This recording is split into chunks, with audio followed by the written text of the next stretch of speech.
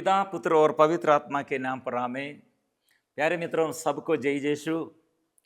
असीम प्रेम कार्यक्रम में आपको प्रभु के नाम से हार्दिक स्वागत है।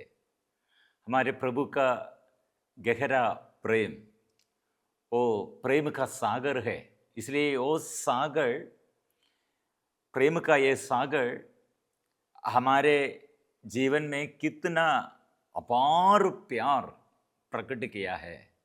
यह अनुभव हम करते हैं, अनुभव करने के लिए हमें बुलाए हैं और ये प्यार में भी हम चलना, ये प्यार से हम आगे बढ़ना प्रभु चाहते हैं। वो प्यार बढ़ने के लिए प्रार्थना शुरू करो। जब हम प्रार्थना शुरू करते हैं वह आत्मा, स्वर्ग से आत्मा, प्यार का आत्मा हम में क्रियाशील है। लेकिन वो प्यार फिर बढ़ना है तो प्रार्थना फिर हम बढ़ना है तो दूसरों के बारे में सोचना है और उन्नति, दूसरों के उन्नति के लिए हम प्रार्थना करना है। इसलिए प्रिय मित्रों, एक ईसाई के जीवन दूसरों के प्रति और दूसरों के लिए प्रार्थना करते हुए वो आत्मा से आविष्ट होकर आत्मा के अभिषेक वो प्राप्त करते हैं। इसलिए मध्यस्थ प्रार्थना सेवक सबसे बड़ा छुटकारा का सेवक है और जो मध्यस्थ प्रार्थना सेवा करने चाहते हैं उसके जीवन में, उसके परिवार में बड़ा छुटकारा का अनुभव वो प्राप्त करते हैं। सबसे बड़ा छुटकारा है मध्यस्थ प्रार्थना, मतलब अपने स्वार्थ छोड़कर स्वर्ग ऐसे हमारे लक्ष्य रखकर आत्माओं को बचाने के लिए प्रार्थना जो शुरू करते हैं, ये सबसे बड़ा छुटकारा है। फिलिपियों का नाम संत पौलुस का पत्र अध्याय 2 पद संख्या 3 में हम पढ़ते हैं, आप दलबंदी तथा मिथ्याभिमान से दूर रहे, हर व्यक्ति नम्रतापूर्वक दूसरों को अपने से श्रेष्ठ समझे। एक बड़ा आध्यात्मिक रहस्य है। मतलब यीशु क्यों इधर आया है? हम निरे मनुष्य के लिए, हम पापियों के लिए वो इस पृथ्वी पर आए हुए, मतलब हमें श्रेष्ठ समझते हुए, बहुमूल्य, हम ऐसे बहुमूल्य है। प्रभु ऐसे हमसे बात करते हैं, ऐसे कार्य करते हैं, हम ऐसे बहुमूल्य है। तुम मेरी दृष्टि में मूल्यवान हो, महत्व रखते हो। इसलिए आपके लिए, आपके जीवन में कितने पाप आया, लेकिन आपको बचाने के लिए मैं अपने शरीर क्रूस पर समर्पण किया है। यीशु हमें ऐसे श्रेष्ठ समझते हैं, लेकिन हम पापी ही थे। इसलिए प्रिय मित्रों, हमारे दैनिक जीवन में ऐसे लोग, हमारे चारों ओर लोग, कितने खतरनाक लोग हैं, ऐसे पापी लोग हैं, अधर्मी पापी पीटी के बीच में हम रहते हुए हम क्या सोच रहे हैं?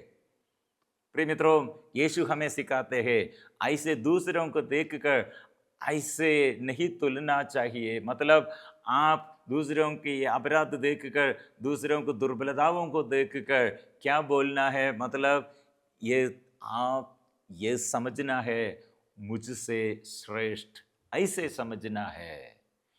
ऐसे हमारे अंदर प्यार बढ़ने पर और प्यार में हम आगे बढ़ने पर हम ऐसे पापियों के लिए आसानी से प्रार्थना करेगा। भलाई करने के लिए, उसे बचाने के लिए हम प्रार्थना शुरू करेगा। इसलिए पद संख्या 4 में हम पढ़ते, कोई केवल अपने हित का नहीं बल्कि दूसरों के हित का भी ध्यान रखे। प्रिय मित्रों, यहाँ एक उदाहरण, एक व्यक्ति, एक लड़की अपने सिर दर्द, वो माइग्रेन, बहुत सालों से ये डॉक्टर के पास इलाज करके दवा खाया, लेकिन दवा, ये इलाज, मेडिसिन सब व्यर्थ हो गई है। प्रिय मित्रों, ये लड़की ये प्रार्थना मांगने से हम आध्यात्मिक प्रेरणा दिया है उसको। यह है, आप हजारों सिर दर्द में जो पड़े हुए हैं, ऐसे हजारों रोगियों के लिए, आप जैसे कितने रोगी लोग, ऐसे हजारों रोगियों के लिए ये समर्पण करे, आपका दुख और दर्द ये समर्पण करते हुए, ये रोग बीमारी द्वारा मध्यस्थ प्रार्थना करते हुए, प्रभु की सेवा में लगे हुए और दूसरों के परिवर्तन, मन परिवर्तन, उन लोगों को पश्चाताप मिलना है, उनको चंगाई मिलना है, ऐसे एक सेवा का अभिषेक प्राप्त करना है, ऐसे प्रार्थना शुरू करने के लिए बोला। वो लड़की विनम्रता से यो स्वीकार किया, ये ऐसे पालन शुरू किया। प्रिय मित्रों, कुछ महीने के बाद वो लड़की फिर आया है, आकर गवाही देता है। ऐसे गवाही में बोला, मैं ऐसे हजारों रोगियों के लिए जब प्रार्थना शुरू किया, फिर ये प्रार्थना के बीच में मुझे समझ में आया है, मेरा ये सिर दर्द वो सहने के लिए मुझे शक्ति मिला है। ऐसे सहते हुए प्रार्थना शुरू किया और फिर मैं मेडिसिन और दवा सब बंद किया। बाद में अनुभव आया है, मेरे अंदर प्रार्थना में उत्साह बढ़ा है, वचन सीखने के लिए, वचन पढ़ने के लिए उत्साह मिला है और मध्यस्थ प्रार्थना में उत्साह मिला है। फिर मेरा सिर दर्द खत्म हो गया, चंगाई मिला है। प्रिय मित्रों, यह ऐसे एक तरीका है, मध्यस्थ प्रार्थना जो करने चाहते उसका दुख के बारे में, उसके संकट के बारे में वो नहीं सोचेगा, मतलब दूसरों के लिए भी वो बोझ ढोते हुए और प्रार्थना करने के लिए उत्साह।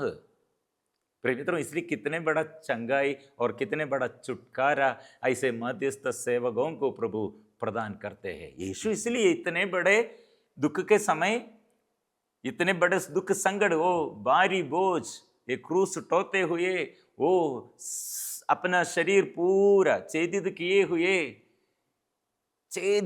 हुए वो प्यार करते हैं, मतलब दूसरों को अपने से श्रेष्ठ समझते हैं। यही मनोभाव, प्रिय मित्रों, यही मनोभाव धारण करने के लिए फिलिपियों का नाम संत पौलुस का पत्र अध्याय 2 पद संख्या 5, आप लोग अपने मनोभावों को ईसा मसीह के मनोभावों के अनुसार बना ले। ये मनोभाव है।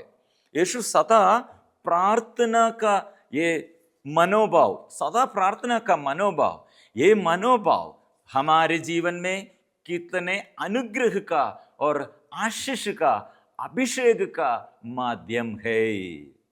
प्रिय मित्रों, यहां इब्रानियों का नाम संत पौलुस का पत्र अध्याय 10 में हम पढ़ते हैं, वह सत्य प्रतिज्ञ है, हम अपने भरोसे के साक्ष्य देने में अटल एवं दृढ़ बने रहे, क्योंकि जिसने हमें वचन दिया है वह सत्य प्रतिज्ञ है। यीशु इसलिए ये प्यार लेके आया है, वो प्यार ये संसार में भरने के लिए और हम सब ये प्यार स्वीकार करने के लिए यीशु आया है। इसलिए यीशु के साथ ये कृपा हम प्राप्त करते हैं, प्यार का ये कृपा हम प्राप्त करते हैं। यीशु सदा इसे निवेदन हमारे लिए, हमारे निवेदन पिता के आगे रखकर प्रार्थना करते हैं।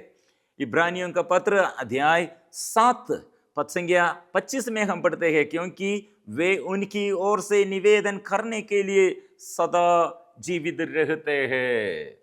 मतलब हमारे लिए निवेदन, प्रभु के पिता के आगे, परमेश्वर के आगे निवेदन रखकर, सदा निवेदन रखकर जीवित रहते हैं। इसलिए पिता के साथ वो विराजमान प्रभु हो हमारे लिए सदा मध्यस्थ प्रार्थना मांगते रहते हैं। रोमियों का अध्याय 8 पद संख्या 34 में। इसलिए प्रिय मित्रों, जब हम स्वर्गीय पिता के इच्छा के अनुसार ऐसे मध्यस्थ प्रार्थना करने शुरू किया, शुरुआत में आत्मा हमारे ऊपर अधिकार लेता है और आत्मा हमें संचालित करते हैं। इसलिए प्रिय मित्रों, एफेसियों का नाम संत पौलुस का पत्र अध्याय 2 हमें ये याद दिलाते हैं, अध्याय 2 पद संख्या 19 में, आप लोग अब परदेशी या प्रवासी नहीं रहे, बल्कि संतों के सहनागरिक तथा ईश्वर के घराने के सदस्य बन गए हैं। प्रिय मित्रों, जो प्रार्थना मध्यस्थ प्रार्थना शुरू किया है और ये अभिषेक प्राप्त किया है, ऐसे उसका मनोभाव ऐसे ऐसे धारण किया है, क्या होगा? वो स्वर्ग राज्य के लिए, स्वर्ग राज्य निर्माण के लिए वो सहभागी बन जाते हैं, स्वर्ग का संतान बन जाते हैं और स्वर्गिक सेना का सदस्य, स्वर्गिक सेना में वो जुड़ते हैं, स्वर्गिक सेना के अंग सदस्य बन जाते हैं। इसलिए स्वर्गिक सेना युद्ध करने पर स्वर्गिक सेना के लिए कौन संरक्षण देता है? स्वर्ग हमको संरक्षण देता है, स्वर्गीय संरक्षण हमको वो प्रभु प्रदान करते हैं। इसलिए मध्यस्थ प्रार्थना सेवकों के लिए एक बड़ा आशीष है। फिर हम आगे वचन में हम पढ़ते हैं, आप लोगों का निर्माण उस भवन के रूप में हुआ है जो प्रेरितों तथा नबियों के नींव पर खड़ा है और जिसका कोने का पत्थर स्वयं ईसा मसीह है। वो कोने का पत्थर है। इसलिए प्रिय मित्रों, हम कलीसिया में जुड़े हुए, कलीसिया के साथ, कलीसिया के कोने का पत्र है हमारे यीशु, यीशु के साथ ये भवन हम पुनर्निर्माण कर रहे हैं, निर्माण कर रहे हैं। उन्हीं के द्वारा, पद संख्या 21 में, उन्हीं के द्वारा समस्त भवन संगठित होकर प्रभु के लिए पवित्र मंदिर का रूप धारण कर रहा है। उन्हीं के द्वारा आप लोग भी इस भवन में जोड़े जाते हैं, जिससे आप ईश्वर के लिए एक आध्यात्मिक निवास बने। इसलिए प्रिय मित्रों, अभी परदेशी नहीं, हम घर के, ये हमारे ईश्वर का भवन स्वर्ग राज्य में हम ऐसे सहभागी है। स्वर्ग राज्य निर्माण करने के लिए हम सहभागी बन गए हैं। इसलिए प्रिय मित्रों, ये मनोभाव धारण करते हुए ये प्रार्थना शुरू करो। ये मनोभाव कितने हमारे जीवन में समस्या है, ये समस्याओं के बीच में प्रभु एक संदेश देता है।